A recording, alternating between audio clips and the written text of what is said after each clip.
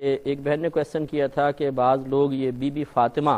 رضی اللہ تعالی عنہا کے معجزے کے نام سے کتابیں پڑھتے ہیں، اور بعض 10 بیویوں کی کہانی پڑھی جاتی ہے،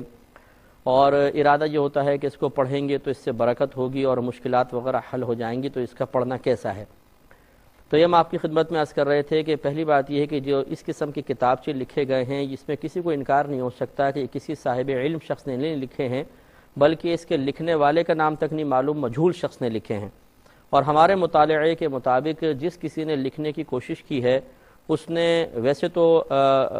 خاندان رسالت کی عزت اور عظمت بڑھانے کی کوشش کی ہے، لیکن معاملہ یہ ہوتا ہے کہ جب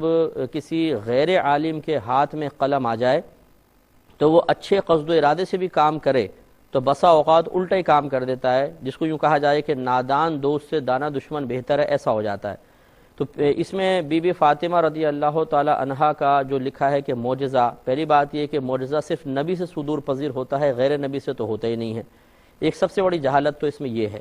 دوسری بات یہ کہ جا بجا اس میں ایسی چیزیں ہیں کہ جن پر اگر غور و تفکر کیا جائے تو خاندان رسالت کی عظمت کے بالکل منافی چیزیں ہیں، جس کو پڑھ کر یقینی سی بات ہے کہ ایک شخص کا ایمان متزلزل ہو سکتا ہے۔ اس میں بہت ساری بے ادبیاں نادانستہ یا دانستہ طور پہ کسی نے لکھ دی ہیں، تو ہماری گزارش یہ ہے کہ اس قسم کے کتابچے جن کے لکھنے والے کا پتہ نہیں اور علمی لحاظ سے اونچ نیچ بھی لوگوں کو معلوم نہیں ہوتی ہے، تو وہ عقیدت کے اندر ایسی باتیں پڑھ دیتے ہیں جو خود عقیدت کے خلاف ہوتی ہیں، تو اس سے بہتر ہے کہ ان کو ترک کیا جائے اور قرآن عظیم پڑھا جائے۔ قرآن عظیم ایک ایسی کتاب ہے جس میں شک کی کوئی گنجائش نہیں ہے۔ اگر آپ کو مشکلات کا حل چاہیے، آپ کو برکت چاہیے، آپ گھر میں قرآن مجید پڑھیں، اور پڑھنے کے بعد اللہ تبارک و تعالیٰ کی بارگاہ میں دعا کریں، انشاءاللہ دیکھیں آپ کی مشکلات کیسے حل ہوتی ہیں۔ تو اس قسم کے کتابچوں کو ہرگز نہ پڑھا جائے۔ ان میں نے جیسے کہ آپ کو عرض کیا کہ بہت ساری ایسی باتیں لکھی ہیں کہ جو خاندان رسالت کی عظمت کے بالکل خلاف باتیں ہیں،